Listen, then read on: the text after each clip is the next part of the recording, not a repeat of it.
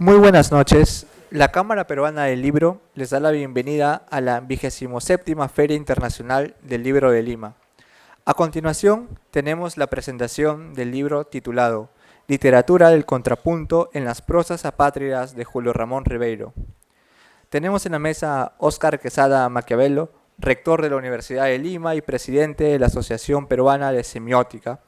Ha publicado varios libros sobre semiótica como Mundo Mezquino, Arte semiótico y filosófico y Ensayos semióticos, Teoría, mito y literatura. Asimismo, es autor de artículos y ensayos publicados en diversas revistas nacionales y extranjeras.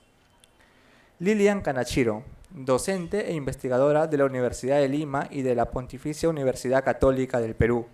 Es autora del libro Debates presidenciales televisados en el Perú de 1990 al 2011, una aproximación semiótica.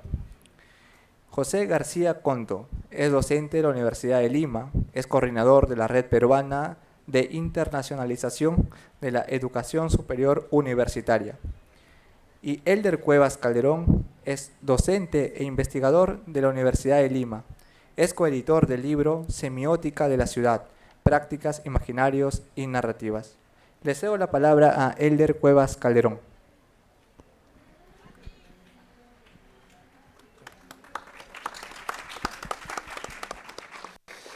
Muchas gracias, buenas noches. A ver, pongamos esto aquí para no pasarme el tiempo. Bueno, lo primero, muchas gracias a la Universidad de Lima, al Fondo Editorial y a los compañeros todos que compartimos aquí mesa esta noche. Me gustaría empezar dando un relato de cómo se escribe o contar un poco el tras bambalinas de este libro. Porque intuyo que mis colegas contarán la estructura del libro en específico. Me gustaría empezar contando cómo es que se gesta este libro. Y fundamentalmente es la pandemia. La pandemia genera la escritura. Bueno, Óscar contará específicamente cómo es que se dio la escritura.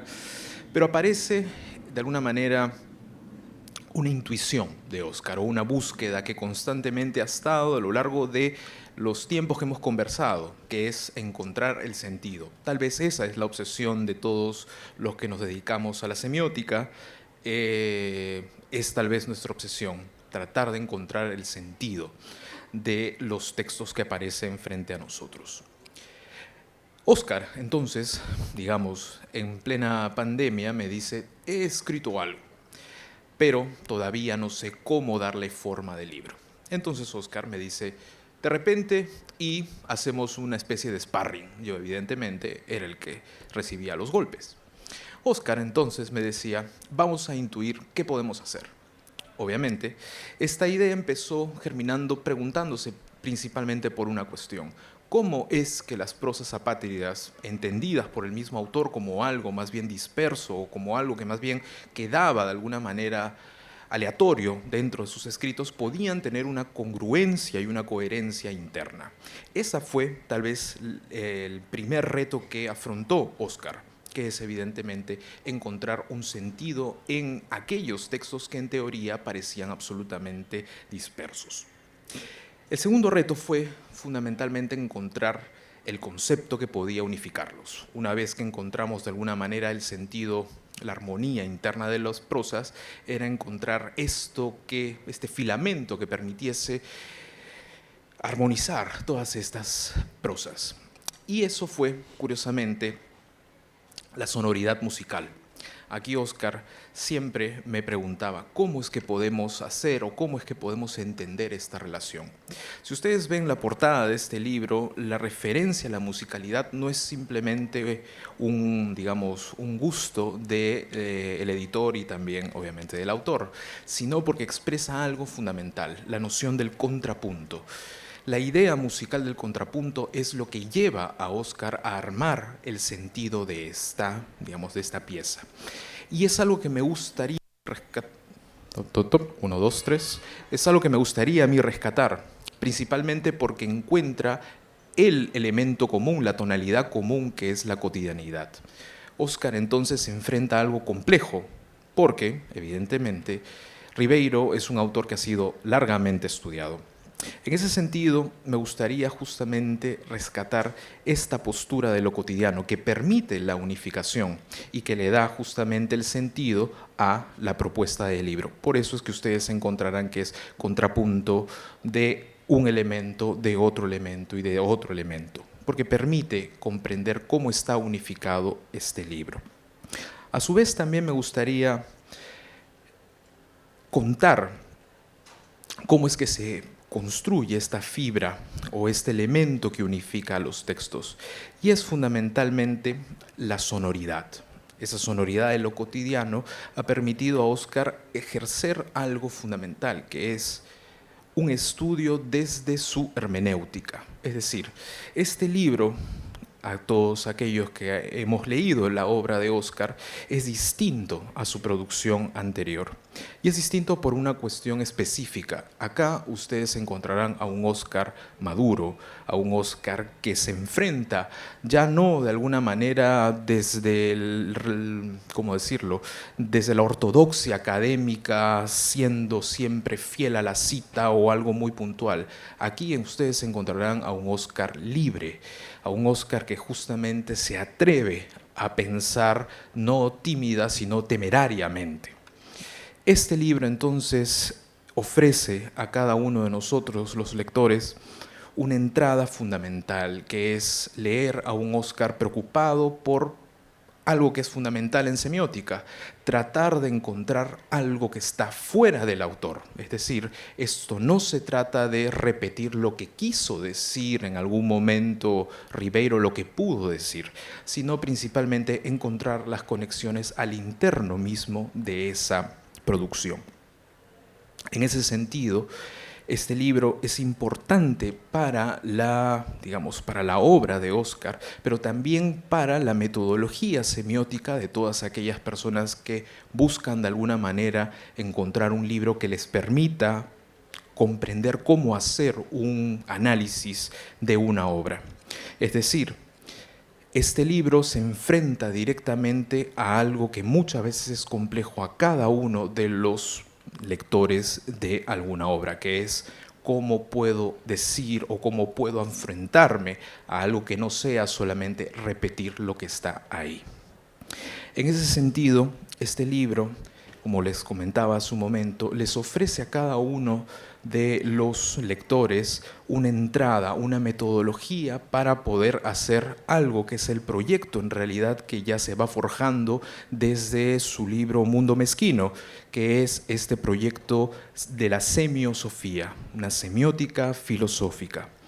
Y principalmente esta unificación viene de las raíces epistemológicas que implica la semiótica, que no es solamente una metodología, sino es algo que está preocupado fundamentalmente por la epistemología del sentido.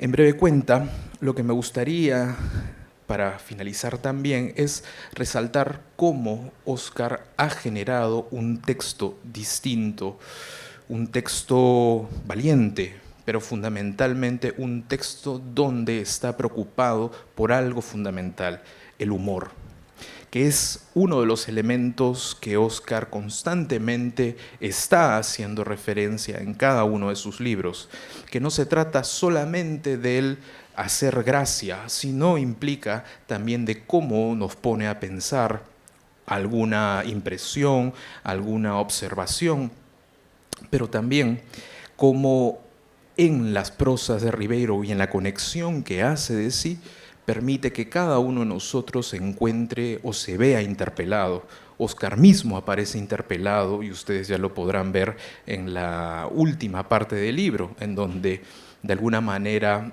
expresa su pregunta de cómo es que vería Ribeiro las prosas en este tiempo, pero que también encontramos algo aquí, que es el mismo Oscar reflexionando sobre las nuevas tecnologías y fundamentalmente la forma de propagar el mensaje. En ese sentido, este libro nos invita a cada uno de nosotros a reflexionar sobre la condición de nuestra vida cotidiana y a asombrarnos de algo que muchas veces en nuestra cotidianidad pasa desapercibida. Oscar sabe tomar el punto de asombrarnos con aquello que parece mínimo. Y justamente eso es lo que quiere dejar en claro, aprender a vivir la vida, a observarla y a contemplarla como si fuera siempre el primer día que estamos observándola. Muchas gracias.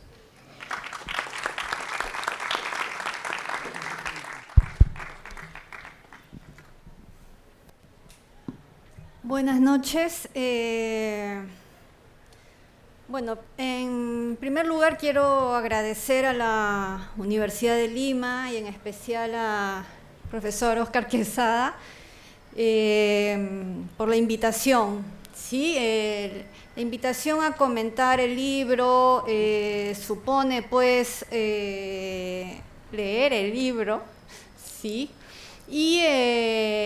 Pero al mismo tiempo muy agradecida por la oportunidad de volver a reencontrarme con esta obra de Julio Ramón Ribeiro, que la verdad la había leído hace mucho tiempo y casi no la recordaba.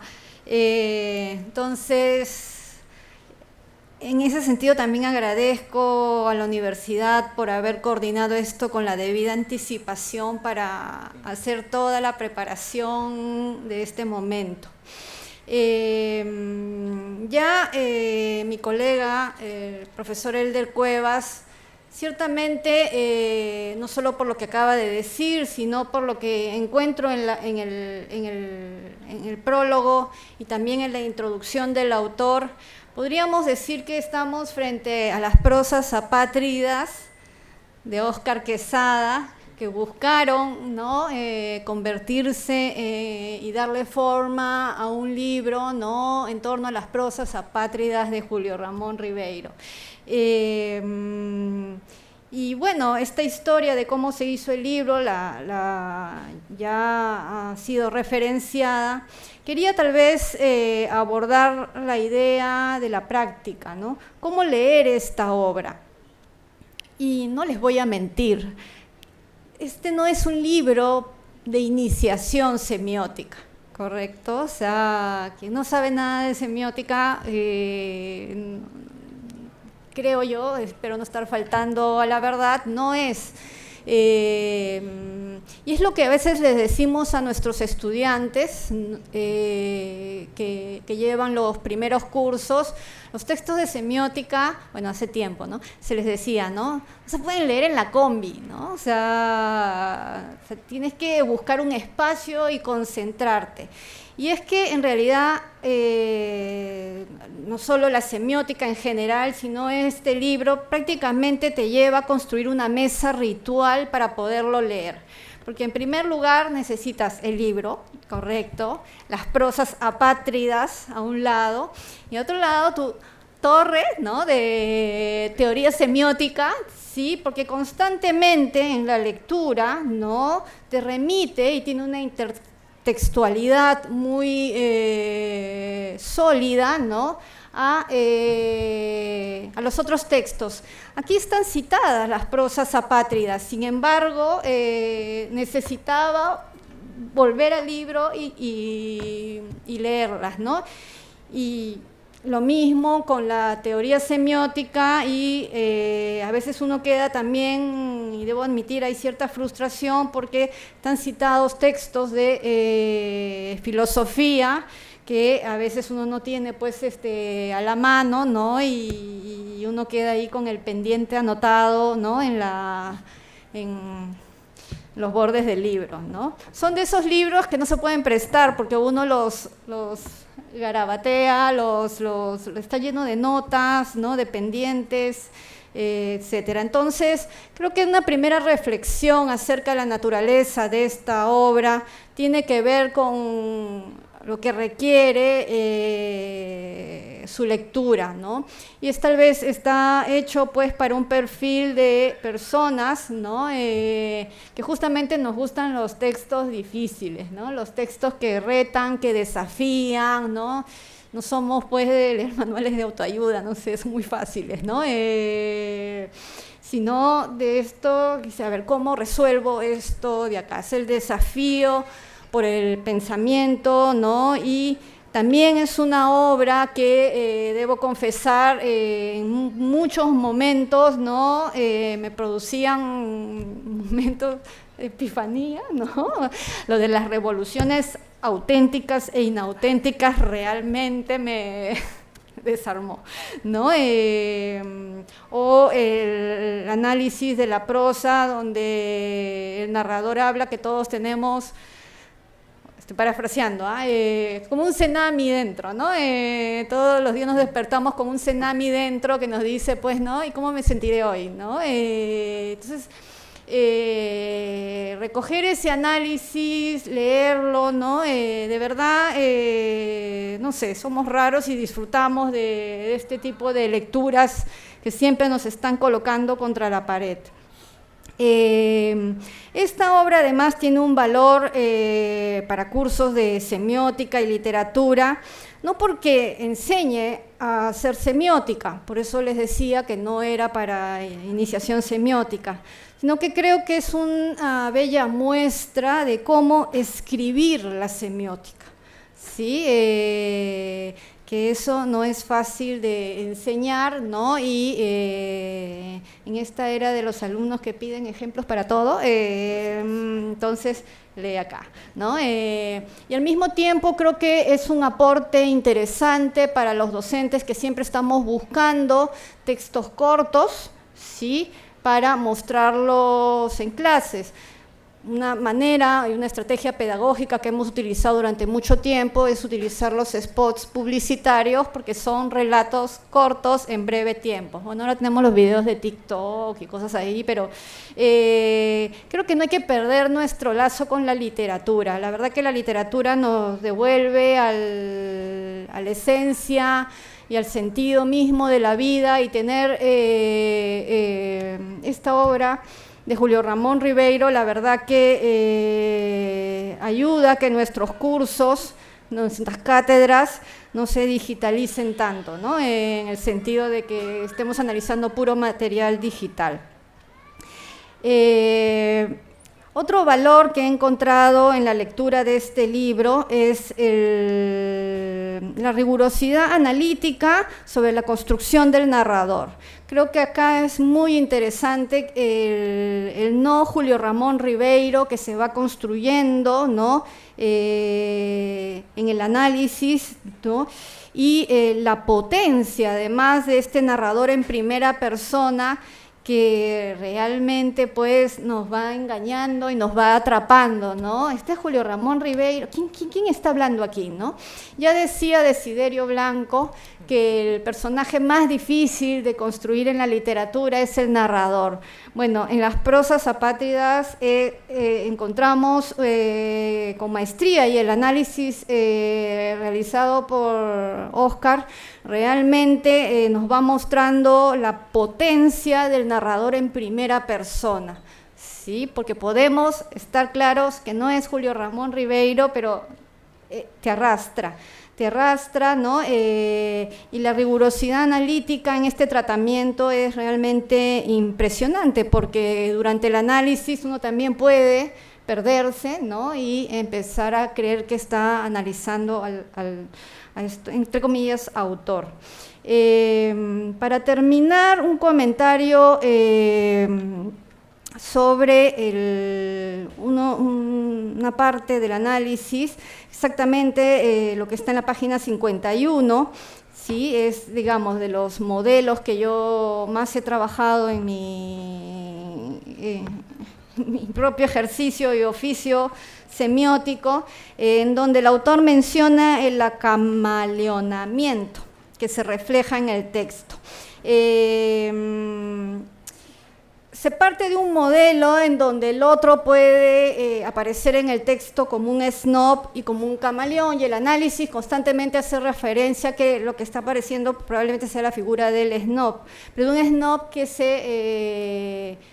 que coquetea con el camaleón, ¿no? Esta presencia del otro, ¿no? Y yo creo que acá hay una brillante oportunidad para añadirle trazos al modelo, ¿no? Porque probablemente podamos estar frente a un perfil distinto, que no es ni camaleón ni snob, sino una figura diferente. Un ejercicio que a veces nos podemos dar el lujo de hacer con los estudiantes, es decir, cámbiale el nombre al esquema, ¿no? ¿No? Entonces, ¿cómo sería pues el camaleón, ¿no? Camaleón es un texto, una palabra que aparece en el modelo teórico, ¿no? Y le digo a los estudiantes, ¿cómo sería en peruano? ¿No? ¿Cómo sería en el lenguaje de ustedes?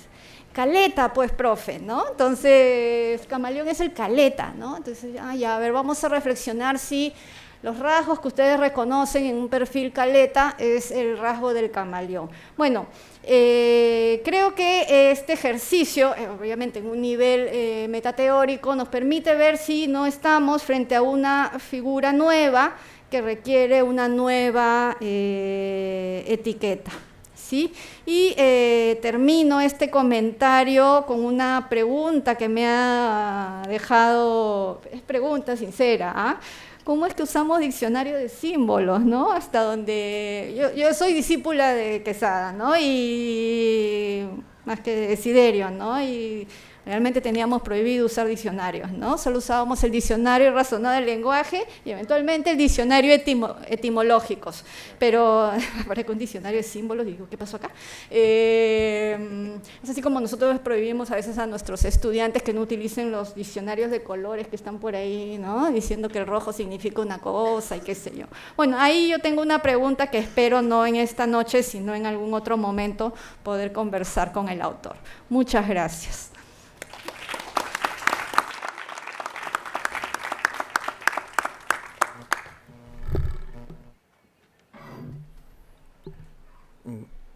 Muchas gracias, colegas. Bueno, como vamos bien de tiempo, creo que puedo leer las 25 páginas que he preparado para hoy.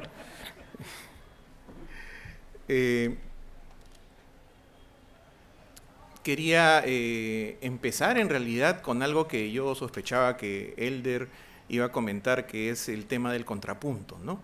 Y en particular una frase hermosa que Elder pone en el prólogo al referirse a el trabajo de Óscar, ¿no?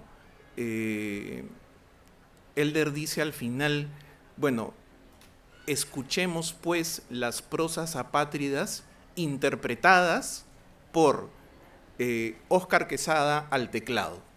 Esa frase realmente es espectacular porque resume la idea de fondo. No se trata de el autor Ribeiro, ¿no? Se trata de la obra, el texto escrito por Ribeiro, que, como bien nos enseñaba Desiderio, queda separado, ¿no? El autor pare, ¿no? Da a luz un texto y el texto tiene su existencia propia separada del autor, ¿no? Esta figura que establece, bueno, finalmente toda la isotopía, toda la temática musical es una parte esencial de la estructura del libro, pero precisamente por eso a mí me gustaría jugar a hacer algunos contrapuntos. Es decir, vamos a hacer contrapunto del contrapunto, ¿ya? La primera idea que me viene a la cabeza es un tema estrictamente biográfico, si quieren, y no sé, Óscar, tú me corregirás, pero yo tengo la sensación, pero es una memoria borrosa en el tiempo, que varios de las prosas las usaste en clase, ¿no? Para hacer análisis. Recuerdo incluso, perdón, que algunas de ellas fueron usadas ya en la época en que tuve la suerte de ser jefe de práctica de Óscar. La usamos para prácticas o para un parcial, y luego esos apuntes, como había que decirles a los chicos cuál era el análisis, entonces Óscar se dedicaba a hacer el análisis de alguna prosa que había seleccionado como parte de un ejercicio de un examen, ¿no?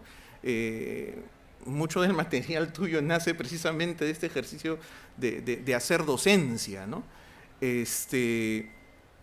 Entonces, si bien hay un relato contemporáneo, o si quieren, temporalmente reciente, hay ecos en el pasado que funcionan como telón de fondo para la obra que Óscar está haciendo acá y que también ocurrió con Mundo Mezquino, ¿no? Muchas de las piezas gráficas de Mundo Mezquino fueron ejercicios a su vez también en su momento de clase.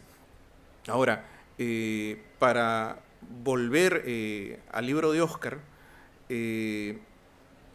quisiera aprovechar en mencionar lo siguiente. Hay un concepto que lo acaba de mencionar Lilian, que es crucial, que es el concepto de enunciación, que es un concepto muy difícil de manejar en la semiótica, precisamente porque se separa claramente, y Óscar lo hace al inicio en este proemio teórico que tiene el texto, se separa el autor de lo que es el enunciador y el narrador a su vez, ¿no?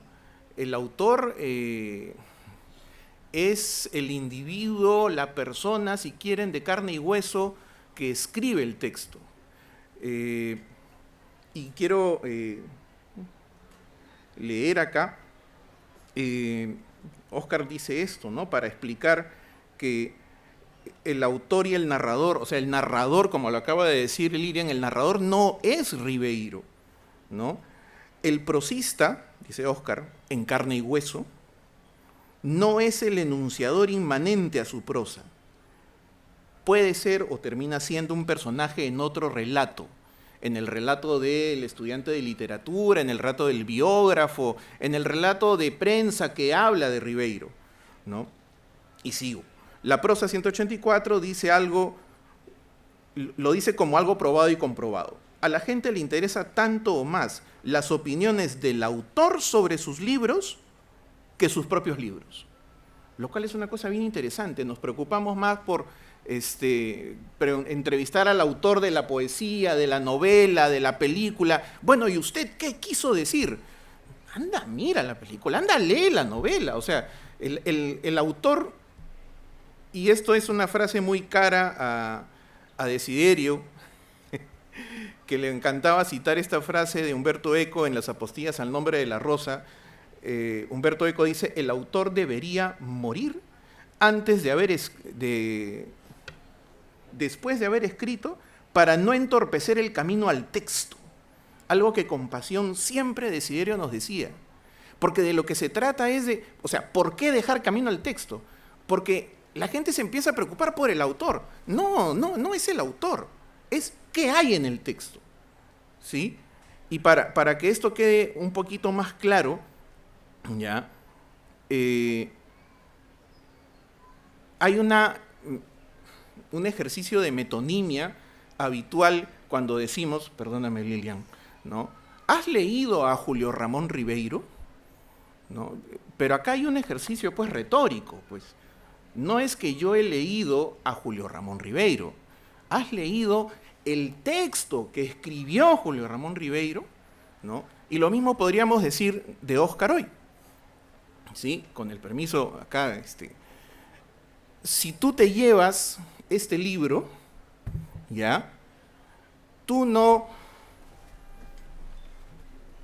te llevas a Óscar Quesada para leerlo en tu casa, ¿sí? Laura, su esposa, sí se lo lleva, ¿ya?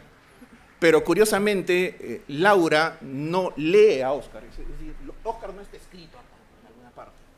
Entonces, ojo que debo subrayar, estos gestos que estoy replicando son culpa de él me los enseñó, ¿ya? O sea, acá yo me excuso porque yo estoy replicando al maestro. Ahora,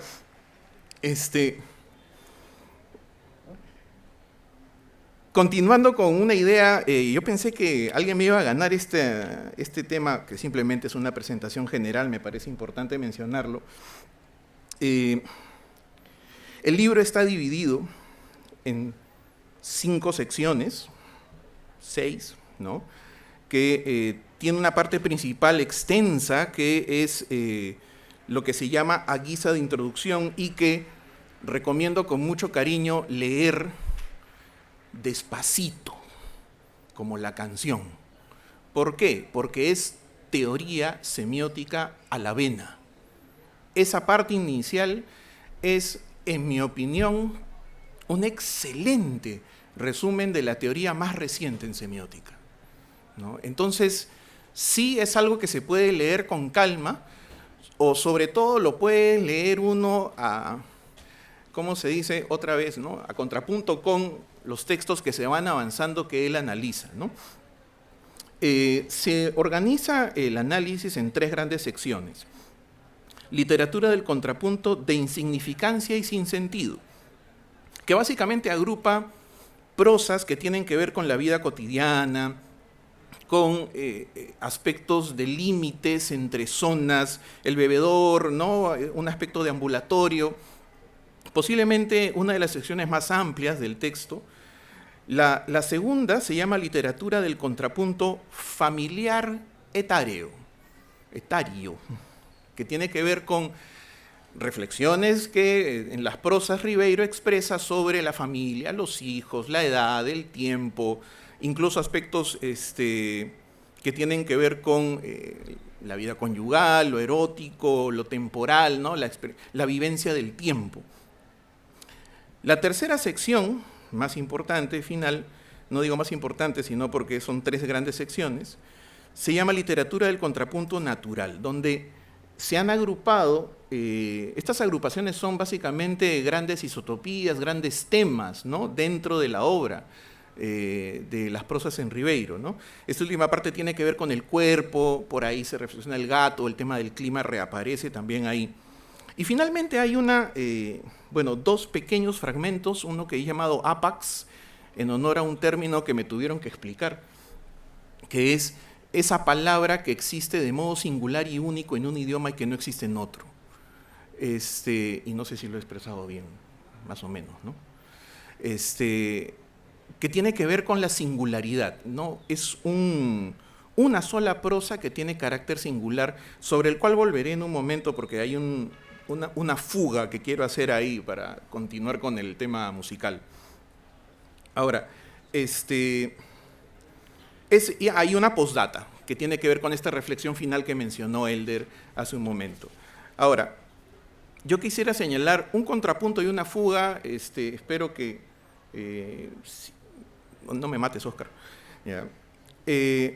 Hay una relación bien interesante en 2 prosas, una que es la prosa 42 en que se establece una concesión. Y leo rápidamente la prosa, ¿no? Lo que pierde a los hombres no es tanto sus grandes vicios como sus pequeños defectos.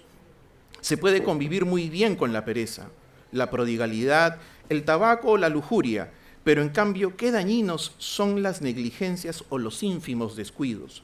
Parece que la vida, como ciertas sociedades, tolerara los grandes crímenes, pero castigara implacablemente las faltas, yo añadiría las pequeñas faltas. Y luego, frase final, un banquero puede muy bien robarle al fisco o a la gente, ¿no? O dirigir un tráfico de armas, pero líbrelo Dios si cruza con su automóvil una luz roja. Interesante que se establece en esta prosa, Oscar lo señala bien, una especie de sociedad del absurdo, donde los grandes crímenes son tolerados o trivializados y las pequeñas faltas son castigadas de modo implacable. Entonces ahí está pues nuevamente el tema del contrapunto. Ahora, esto me lleva a mí a reflexionar sobre otra prosa, que es una prosa mencionada al inicio, la prosa 76, que acaba de referir Lilian, que es bien interesante porque habla de cómo el narrador, o sea, volvamos a este punto, el narrador no es Ribeiro, es un personaje creado que nos permite ver el mundo. Este narrador expresa su incomodidad, o sea, siendo de izquierda el narrador, su incomodidad al comer junto con obreros, con los cuales comparte ideología, pero se siente incómodo, ¿no? Y hay una frase lapidaria, ¿no?, que dice: mi bistec me hubiera sabido mejor si lo hubiera comido frente a un oligarca podrido. pero que hubiera sabido desdoblar correctamente su servilleta. Y ahí señala Ribeiro, y Óscar juega otra vez al tema del contrapunto, que la diferencia entre las clases sociales no es la ideología, sino sus modales. Y es bien interesante este juego porque detrás de esta idea de el rechazo estético a los modales de ese otro, aparece la tolerancia ética a los ideales de ese oligarca podrido. Y es interesante porque hay otra concesión, y yo me pregunto si acaso no es un eco también de la prosa 42, porque finalmente tolerar los ideales del oligarca podrido no es trazado como una pequeña falta perdonable, permisiva, mientras que el dominio de los modales, ¿no?, se convierte, o sea, si alguien, líbrame Dios, ¿no?, o sea, de cometer el pecado de levantar mal la servilleta o de levantar mal el tenedor, ¿no? Entonces es como si los modales, y es bien interesante, ¿no?, la observación que esto lleva de fondo, es como si las apariencias construidas por los modales fueran largamente más sancionadas que las esencias ideológicas que crea un individuo. Esa reflexión que Óscar despierta, ojo, ya estoy acá haciendo el contrapunto, o sea, estoy jugando a combinar dos prosas, ¿no? Y bueno, y la fuga, para fugar también. Se trata de un eje temático menor, algo que en semiótica nos gusta mucho tratar de pescar, ¿no? Y creo que podría llamarlo una temática óptica, pero para favorecer mi excursión de fuga la voy a llamar fotográfica. ¿Ya? ¿Por qué? Primero, porque a lo largo del libro aparece de modo menor la palabra, el término instante. Aparece unas 5 veces, según encontré yo con apoyo de la inteligencia artificial. El tema es que el término instante es crucial porque refleja también el hacer del narrador construido por Ribeiro, quien en cada prosa construye instantes. Ahora, a guisa de la reflexión fotográfica, lo interesante es que los instantes pueden tener duraciones diferentes. Es decir, una cosa es el instante de, ahí sí, el ápax, ¿no?, que es una especie de colección de frases chiquitas que son como fotogramas, ¿no?, uno tras otro, ¿no?, que es una frase, el campo y esto y lo otro, ¿no?, es bien puntual. O las expresiones de Ribeiro en torno a escenas breves, ¿no? Él ve niños jugar en un parque, ¿no?, y ve ancianos y eso se convierte en una especie de fotografía. O para decirlo en términos contemporáneos y jugando con la fotografía, un GIF, ¿no? ¿Qué cosa es un GIF sino una imagen que se anima y que se recicla, ¿no? Es bien interesante porque cuando leemos en Ribeiro una prosa que también Óscar aborda, aparece esta observación del gendarme de policía, hermoso, bello, que al momento de reírse se distorsiona absolutamente todo. Entonces, eso en mi cabeza es como un GIF, ¿no? Es una cosa que da vueltas, ¿no? Como las cosas que enviamos a cada rato por WhatsApp, ¿no? Entonces, a mí me parece bien interesante esta lógica relativa a este punto de vista fotográfico, por así decirlo. Y finalmente, ya para terminar esta idea, hay otra prosa en la cual Óscar habla bueno, es que son dos narradores, pues ese es el tema, el narrador Óscar y el narrador Ribeiro, hablan de el lente que me permite ver de modo distinto el mundo cuando estamos ebrios. Entonces es bien interesante eso del lente, porque cuando lo empiezo a jugar con fotografía es espectacular, ¿no? Resulta que cuando estoy un poco ebrio, el tema de lo moderadamente ebrio, puedo ver el mundo descompuesto en partes. Es como si cambiara en mi cámara por un lente teleobjetivo, un lente macro, y empiezo a ver pedacitos, del mundo, ¿no? Que es una forma de conocimiento, es bien interesante, ¿no? La fotografía es definitivamente una forma de conocer el mundo. Frase final, iba a mencionar una prosa que no has incluido, que me encanta, ¿ya? Que alguna vez lo analizamos en clase. Ya la leo, ya, aguánteme un ratito. Sí, yo sé, me van a matar. La luz no es el medio más adecuado para ver las cosas, sino para ver ciertas cosas.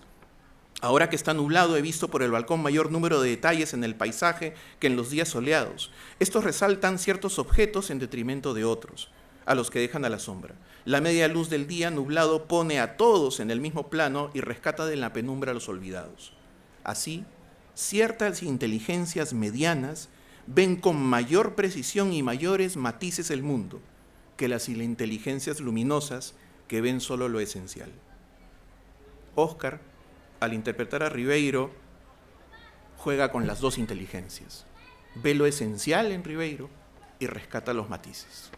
Gracias.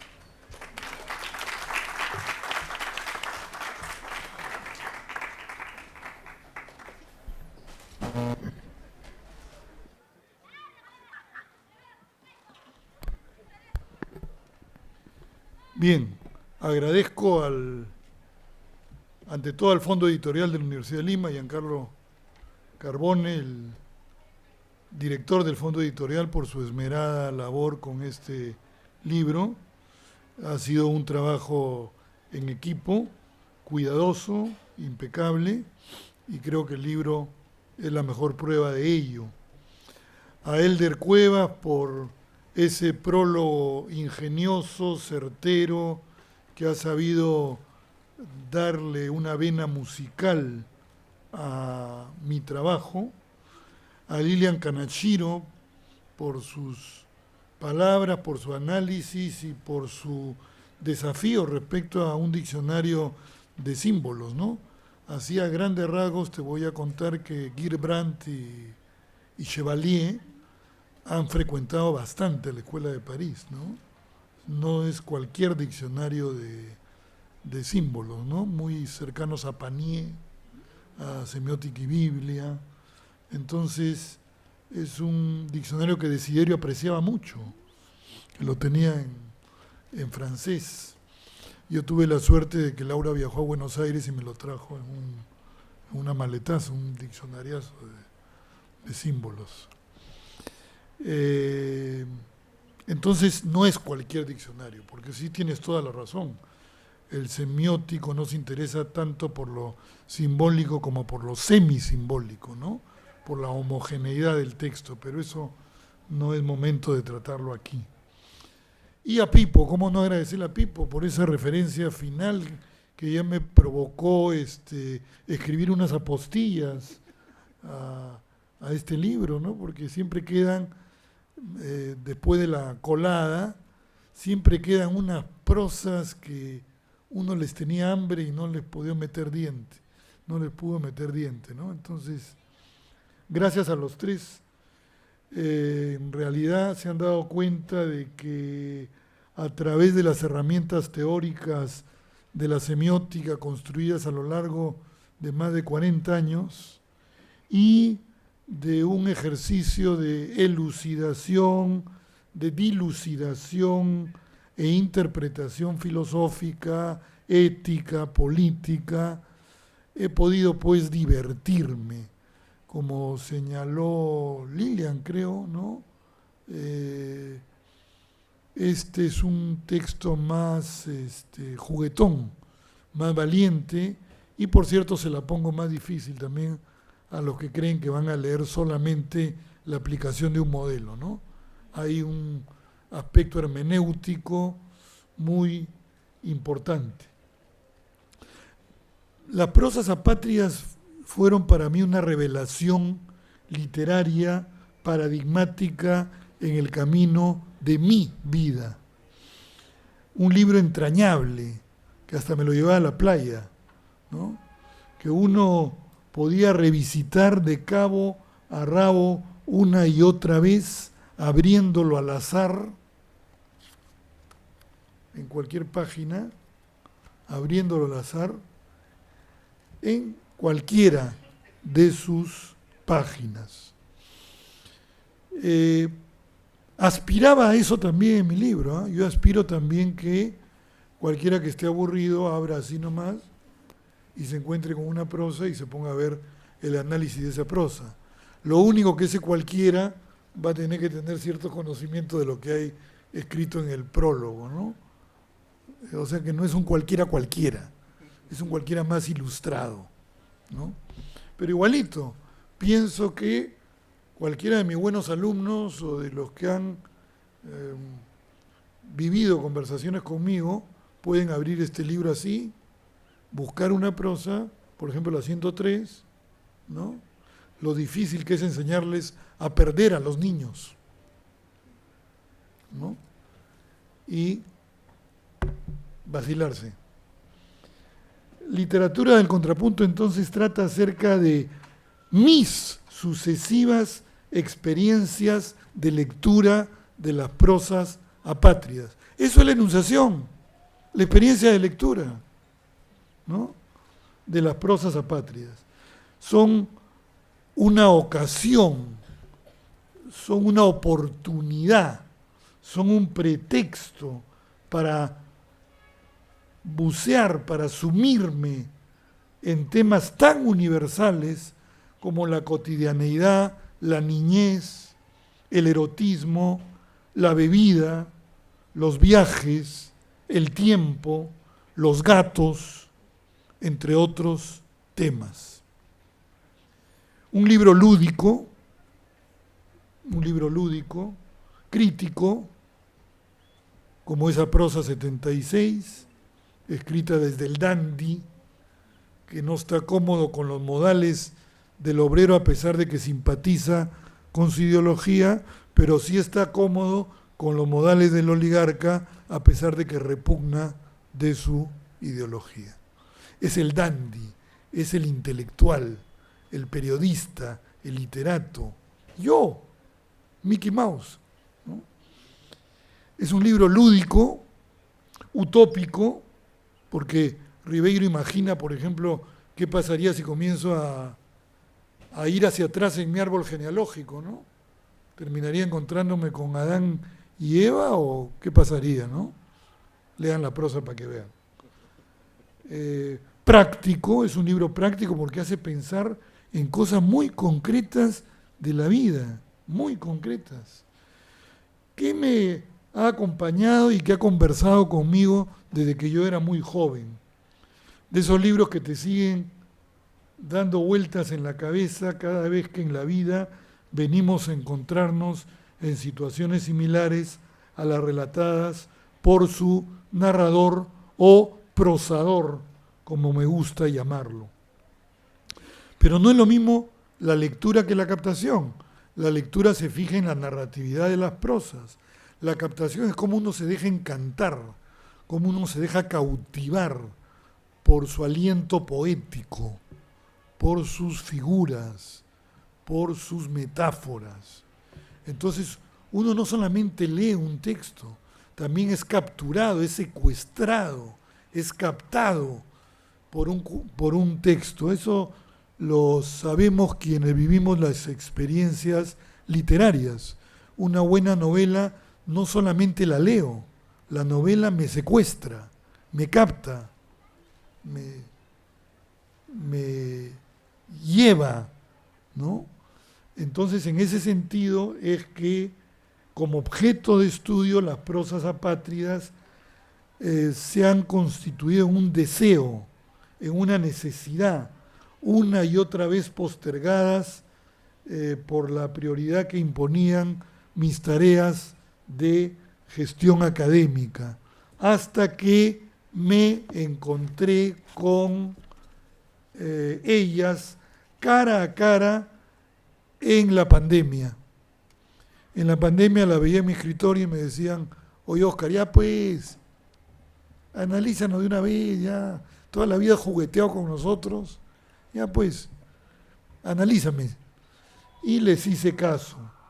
Ahí a solas fui interpelado por esa tarea pendiente en la que una vez más se concentraban mis mejores experiencias de docente en semiótica, el texto breve que se puede recitar en clase y luego interpretar y releer con cariño N veces, con cariño.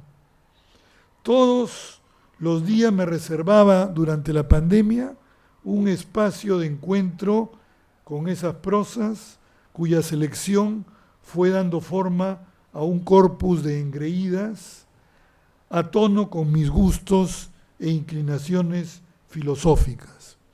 En la prosa 83, Ribeiro define el arte del relato como sensibilidad para percibir las significaciones de las cosas.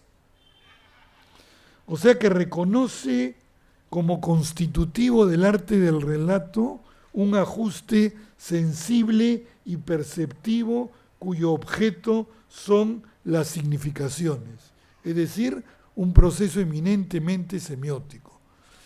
Desiderio me decía cuando le comentaba esto, Ribeiro nunca estudió semiótica, pero hace una definición perfectamente semiótica del arte del relato, una semiótica intuitiva.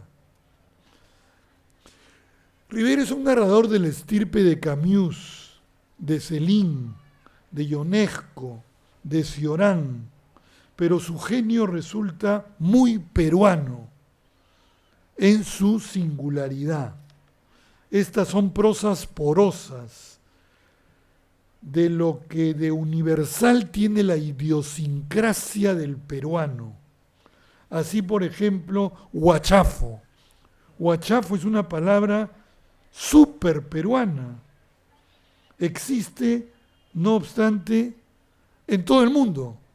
La palabra no existe en todo el mundo, pero el huachafo, el comportamiento huachafo, esta especie de snob camaleón, que se delata por querer imitar los modales de los que están arriba, mientras que el arribista no copia los modales, copia los discursos, copia las palabras.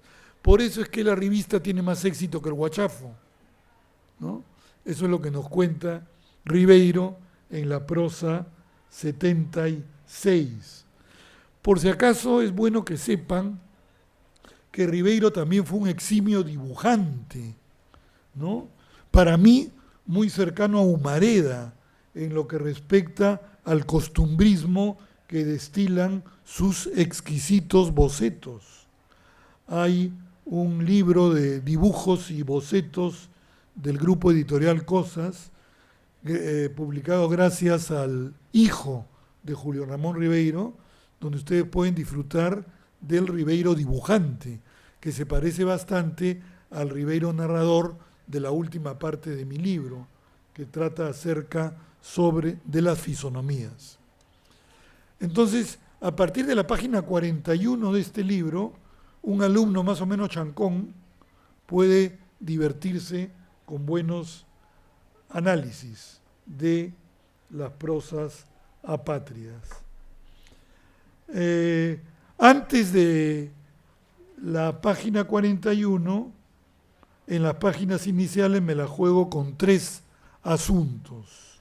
El primero, la explicación de la pertinencia enunciativa de la que ha hablado Pipo levantándose y acercándose a mi persona. Julio Ramón Ribeiro, en la prosa 84, dice lo que ya señaló Pipo, que a la gente le interesa más la opinión del autor sobre sus libros que sus propios libros. Reflexionen sobre eso. El enunciador existe en la lectura del libro, en la práctica de leer el libro. Ahí existe el enunciador, ahí existe el narrador, no existe en otra parte. Por lo tanto, a mí me interesa Julio Ramón Ribeiro, claro que sí, pero en tanto enunciador de las prosas apátridas, nada más, ¿no? Segunda cuestión, Segundo asunto, la exploración del epígrafe de Tagore, de Rabindranath Tagore, resulta clave. Pero antes una anécdota. En un primer momento estuve tentado de llamar a este libro Fragmentos de un discurso moroso. Hay un discurso de Barthes que se llama Fragmentos de un discurso amoroso. Yo estuve tentado de llamar a este libro Fragmentos de un discurso moroso, sobre todo atendiendo a la tesitura de la pérdida, de la carencia, de la falta, que marca prácticamente a todas las prosas a partir del epígrafe. ¿Cuál es el epígrafe de Tagore? Lo leo. El botín de los años inútiles que con tanto celo guardaste, disípalo ahora. Te quedará el triunfo desesperado de haber perdido todo. En efecto, en el cúmulo de prosas seleccionadas se evidencia un contrapunto anímico, tanto del narrador como de sus personajes, puestos entre una ganancia insuficiente y una persistente pérdida, entre voluntades ilusionadas e ilusas y destinos cortantes, frustrantes, decaen en el ánimo por conquistar la significación y cuidar el sentido, como asfixiados en una atmósfera de insignificancia y sin sentido. Tercer asunto, y ahí termino, 2 toques teóricos, dándole a la palabra toque el carácter futbolístico del fulbito, con el que tanto me deleito jugando con mis nietos Facundo y Gabriel, tocando la bola, ¿no? 2 toques teóricos, como toques suaves de pelota, muy de divulgación para el ego, sobre todo los 2 grandes modelos presentes en casi todos los análisis. El modelo tensivo en lo relativo a los valores típicos, el valor de absoluto, el pisco en su copa, el valor de universo, la cerveza en su vaso, el valor de apogeo, la cerveza, el pisco en un vaso de cerveza, y el valor de abismo, la cerveza en un shot de pisco, pero no sabía nada, ¿no? Estaré años tomando y no te va a agarrar, ¿no? Bien, esos son los 4 valores típicos, ¿no? Y el modelo de la sociosemiótica, ¿no? En el modelo tensivo también Ribeiro en la prosa 72 define la literatura como afectación, ¿no? Entonces, una teoría en la que la afectividad rige a cualquier lectura del texto le cae como anillo al dedo al análisis de las prosas. Y les decía que por último el modelo sociosemiótico, que permiten entender pues cómo los personajes de las prosas se ajustan a los eventos, a los accidentes que se les presentan, o cómo programan su vida, o cómo se mueven en relación con el azar. Siempre he amado, he apreciado, he valorado el relato breve. Recuerdo a Baltasar Gracián, ¿no? Lo bueno, si breve, doblemente bueno, y lo malo, si breve, menos malo, ¿no? Entonces, Ribeiro concentra en estos relatos breves, en estos shots que son las prosas, intuiciones punzantes, profundamente filosóficas sobre la condición humana. De ahí la sintonía y simpatía que tengo por su escueta escritura y que está en el origen de esta experiencia, de este laboratorio que es igual que el libro de Quino, es un laboratorio abierto.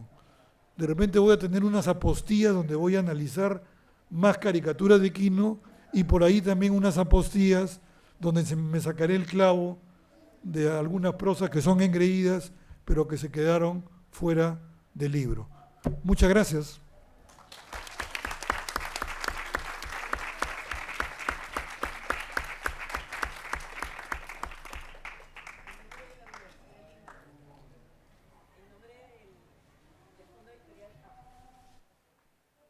Ya. En nombre del Fondo Editorial de la Universidad de Lima, agradezco a todos por acompañarnos esta noche y los invito al stand de la Universidad de Lima para que compren el libro, los que les interesa, o sigan conversando con Oscar. Muchas gracias.